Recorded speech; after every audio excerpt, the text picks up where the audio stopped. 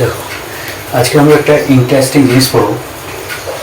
এই যে তেজস্ক্রিয় রশ্মিগুলো, আলফা রশ্মি, বিটা রশ্মি বা গামা রশ্মি, এই তেজস্ক্রিয় রশ্মিগুলো যখন নির্গত হয়, আলফা রশ্মি বা বিটা রশ্মি বা গামা রশ্মি, এই রশ্মিগুলো কোত্থেকে নির্গত হয়? সব রশ্মিগুলো তোমরা জানো যে ওই তেজস্ক্রিয় যে মৌল,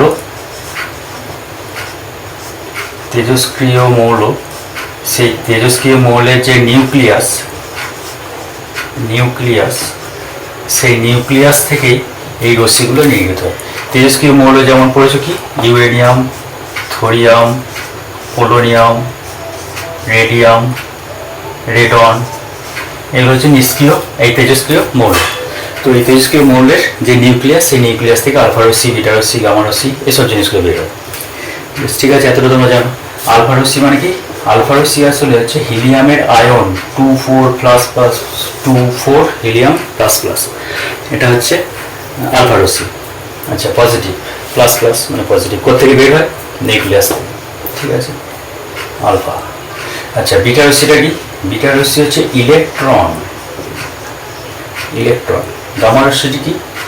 গামা রশ্মি হচ্ছে ইলেকট্রোম্যাগনেটিক ওয়েভ, তড়িৎচুম্বকীয় তরঙ্গ। বেশ, নিউক্লিয়াস কি দিয়ে তৈরি? প্রোটন, নিউক্লিয়াস প্রোটন আর নিউট্রন দিয়ে তৈরি। প্রোটন কি ধরনের তড়িৎগ্রস্ত? ধনাত্মক। নিউট্রনের কোনো আধান নেই, নিস্তড়িত। প্রোটন হচ্ছে ধনাত্মক আর নিউট্রন হচ্ছে নিস্তড়িত। আচ্ছা, তাহলে নিউক্লিয়াসটা কি ধরনের তড়িৎগ্রস্ত? নিউক্লিয়াসটা পজিটিভ তড়িৎগ্রস্ত। কেন পজিটিভ? এই তো প্রোটন আছে, তাই নিউক্লিয়াসটা পজিটিভ তড়িৎগ্রস্ত। বেশ, ঠিক আছে, নিউক্লিয়াসটা পজিটিভ তড়িৎগ্রস্ত। ঠিক আছে, আলফা কণা বের হচ্ছে পজিটিভ। বেশ, ঠিক আছে, যে পজিটিভ তড়িৎগ্রস্ত, পজিটিভ কণা যেহেতু আছে, পজিটিভ বেরোতেই পারে, ওটা নিয়ে আবার কোনো সমস্যা নেই। ইলেকট্রন বের হচ্ছে আবার নিউক্লিয়াস থেকে। বিটা রশ্মিটা কি? ইলেকট্রনের স্রোত। তাহলে ইলেকট্রনও বের হচ্ছে নিউক্লিয়াস থেকে। ইলেকট্রন তো নিউক্লিয়াসের মধ্যে নেই, তাহলে ইলেকট্রন কোথেকে বের হচ্ছে? বিটা রশ্মির আসলে কি? বিটা রশ্মি হচ্ছে উচ্চ শক্তি সম্পন্ন ইলেকট্রনের স্রোত, এটা তোমরা পড়েছো। আলফা রশ্মি কি? আলফা রশ্মি জানো যে উচ্চ শক্তি সম্পন্ন হিলিয়াম আয়নের স্রোত। ঠিক আছে, গামা রশ্মিটা হচ্ছে উচ্চ শক্তি সম্পন্ন তড়িৎচুম্বকীয় তরঙ্গ। ঠিক আছে, কিন্তু সমস্যা আমার এই জায়গাতেই হলো যে নিউক্লিয়াসের মধ্যে তো ইলেকট্রন নেই, তাহলে বিটা রশ্মি কি করে নিউক্লিয়াস থেকে বের হচ্ছে? তাই তো? বেশ, তো ইলেকট্রন নেই।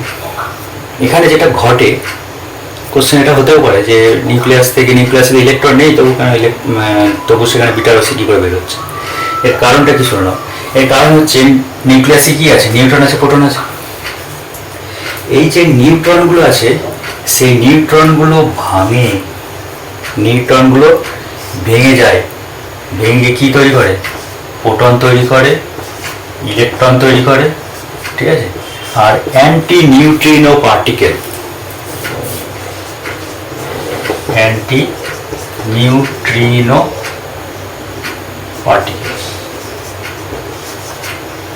নিউ মাথায় একটা দাগ, anti neutrino. Proton P plus, electron E minus. কে ভাঙে? নিউট্রন ভেঙে কি তৈরি করে? প্রোটন, ইলেকট্রন তৈরি করে আর অ্যান্টি নিউট্রিনো পার্টিকেল। তোমরা তো জানো যে ইলেকট্রন, প্রোটন আর নিউট্রন এইগুলো নিয়েই তো আমাদের পরমাণু গঠন, কিন্তু না, ওইগুলো ছাড়াও আরও বেশ কিছু পার্টিকেল আছে, এলিমেন্টারি পার্টিকেল, আরও অনেক কিছু আছে। তো সেইগুলোর মধ্যে একটা হচ্ছে অ্যান্টি নিউট্রিনো পার্টিকেল। তোমরা এর আগে হয়তো মেসন কণা নামটাও শুনে থাকতে পারো, যে প্রোটন আর নিউট্রন পরস্পর যে এক্সচেঞ্জ হয়, তাদের মধ্যে নিউক্লিয় বন্ধন শক্তি তৈরি হয়, তখন ওই পাইমেশন কণা, সেটার এক্সচেঞ্জের জন্য সেখানে বন্ধনটা, মানে নিউক্লিয়াসের মধ্যে প্রোটন আর নিউট্রনের মধ্যে বন্ধনটা থাকে। তো যাই হোক, তো নিউট্রনটা ভাঙে, তাহলে কি দেখতে পেলে, আমাদের যে নিউট্রন, নিউক্লিয়াসের মধ্যে যে নিউট্রন আছে সেই নিউট্রনটা ভাঙে দিয়ে তৈরি হয় প্রোটন আর ইলেকট্রন। আচ্ছা ঠিক আছে, নিউট্রনটা ভেঙে যখন প্রোটন আর ইলেকট্রন তৈরি হয়, সেই যে ইলেকট্রনটা তৈরি হচ্ছে সেই ইলেকট্রনটাই বিটা রশ্মি রূপে নির্গত হয়। এই ইলেকট্রনটাই বিটা রশ্মি রূপে নির্গত হয়। ঠিক আছে। আচ্ছা তাহলে এবার আরো একটা জিনিস খেয়াল করো, যদি নিউট্রন একটা ভেঙে যায়, একটা নিউট্রন ভেঙে কি তৈরি করলো, প্রোটন তৈরি করলো আর বিটা রশ্মি তৈরি করলো। বেশ ঠিক আছে। তো নিউট্রন তাহলে কি, নিউট্রনের সংখ্যাটা এক ঘর একটা কমে গেল, নিউট্রন কিন্তু একটা কমে গেল। প্রোটনটা কি হলো, প্রোটন কিন্তু একটা বেড়ে গেল। নিউট্রন ভেঙে তো প্রোটন তৈরি হলো, তাই প্রোটন সংখ্যা যা ছিল সেখান থেকে একটা প্রোটন কিন্তু বেড়ে গেল। ঠিক আছে। আর নিউট্রন সংখ্যাটা কিন্তু এক কমে গেল। এটা খুব ইম্পর্টেন্ট রিয়াকশন, এটাকে লিখে রাখো, এখনই লাগবে এটার কাজে। পজ করবে, লিখে নেবে। বেশ ঠিক আছে। এবার দেখো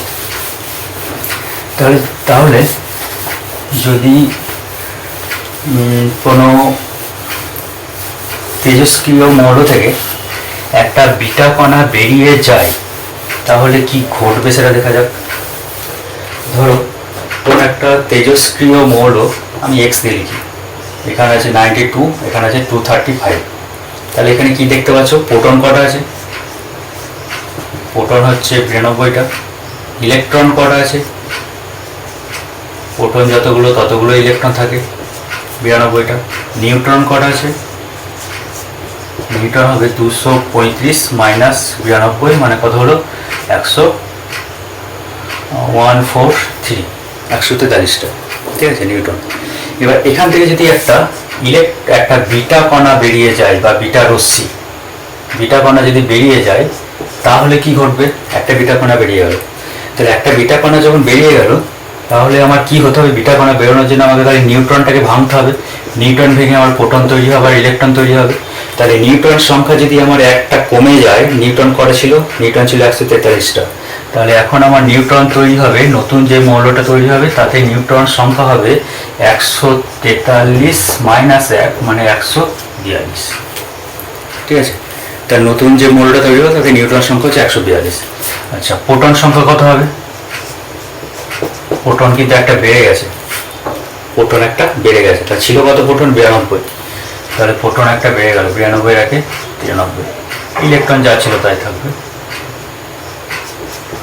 ইলেকট্রন হচ্ছে 92। ঠিক আছে। তাহলে নতুন যে মৌলটা তৈরি হবে সেই নতুন মৌলটাকে আমি কি লিখলাম, ওয়াই।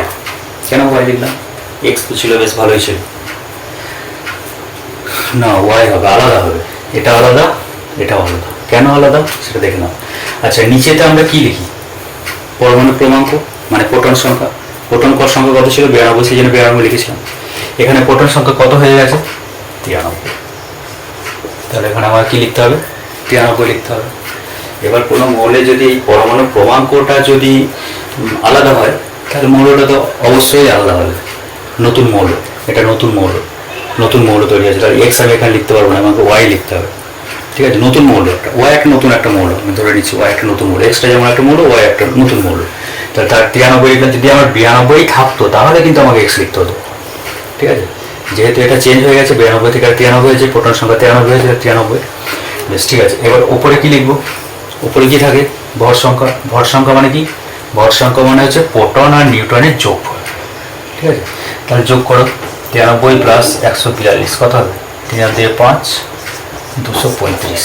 তাহলে উপরে আমি কি লিখবো, 235। আচ্ছা, ইন্টারেস্টিং ব্যাপার তো, এখানেও আমার ছিল 235, এখানেও দেখতে পাচ্ছি 235।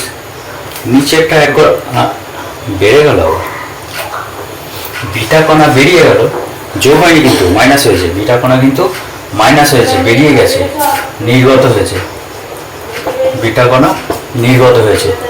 বিটা কণা নির্গত হওয়া সত্ত্বেও নিচের পরমাণু ক্রমাঙ্কটা এক ঘর বেড়ে গেছে, 92 থেকে কী হয়ে গেছে, 93 হয়ে গেছে। ঠিক আছে। তো তাহলে দেখো, একটা বিটা কণা বেরিয়ে গেলে নিচের কি হয়, কি পরিবর্তন হয় সেটা দেখো। 92টা কি হয়ে যাচ্ছে, 93 হয়ে যাচ্ছে। ওপরের কিন্তু কোনো চেঞ্জ হয়নি, ওপরের কোনো চেঞ্জ হয়নি, কিন্তু এই ঘরটা 92টা 93, যা একটা বিটা কণা বেরিয়ে গেলে। আচ্ছা, দুটো বিটা কণা যদি বেরিয়ে যেত, আচ্ছা আমি বলি এবার দুখানা বিটা কণা বেরিয়ে গেছে।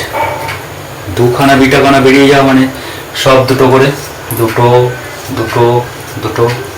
দুটো বিটা কণা যদি বেরিয়ে যায় তাহলে দুখানা প্রোটন আমার এখানে বাড়বে। তাহলে এটা কি হবে, 2 হবে, এটা কি হবে 94, আর এখানে কি হবে, নিউট্রন সংখ্যা দুটো ভেঙে গেছে, -2, তাহলে কি হবে 141, যোগ করব যখন তখন কি হবে 141 আর এদিকের 94, তাহলে কি হবে 4 একে 5, 235, তাও তো 235 থেকে যাচ্ছে।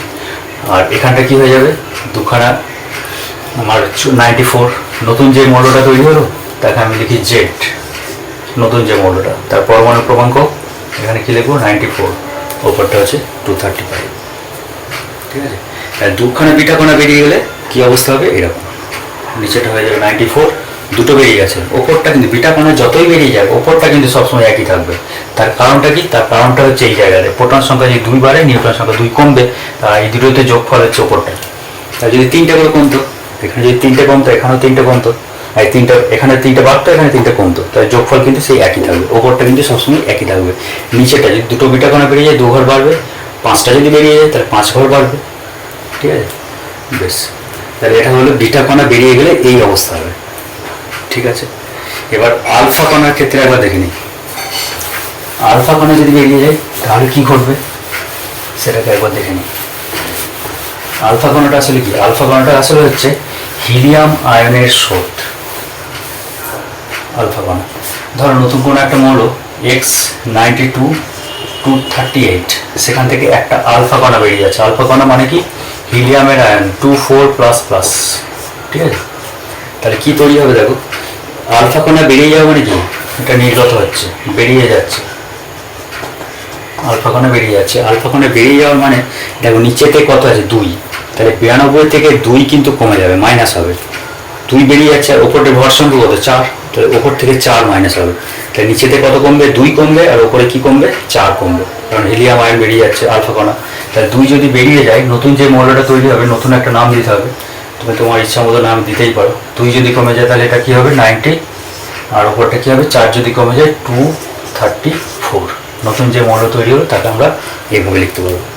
আচ্ছা ঠিক আছে, আরও একটা মৌল লিখি নতুন, ধরো 92 আছে, 238 আছে, সেখান থেকে মাইনাস হলো দুটো আলফা কণা, দুটো আলফা কণা বেরিয়ে গেল, তাহলে নতুন যে মৌলটা তৈরি হবে তাকে আমি কি লিখবো, দুটো আলফা কণা বেরিয়ে যাচ্ছে, মানে একটার জন্য 2 ঘর কমে যায়, তাহলে নিচেরটা কত কমবে 4 কমবে, তাহলে 92 থেকে 4 কমে যাওয়া মানে কত হবে 88, আর ওপর থেকে কত কমবে, দুটো কমছে, মানে একটার জন্য 4 কমে যাওয়া, তাহলে দুখানা আলফা কণা বেরিয়ে যাওয়া মানে কত 8 কমে যাওয়া, 238 থেকে 8 মাইনাস হবে মানে হবে 220, ঠিক আছে। যেখানটা বুঝতে পারবে না আবার পজ করবে, রিপিট করবে, দেখবে খুব, তার আর যদি বেশি ফাস্ট মনে হয় তাহলে একটুখানি স্লো করে নেবে, ঠিক আছে। বেশ, এবার একটা কোশ্চেন দিচ্ছি, তোমরা একটা চেষ্টা করো, আমি একটা করে দিচ্ছি, তারপর তোমরা আরেকটা প্রশ্ন দেবো সেটা তোমরা করবে, ঠিক আছে। আচ্ছা ধরো কোনো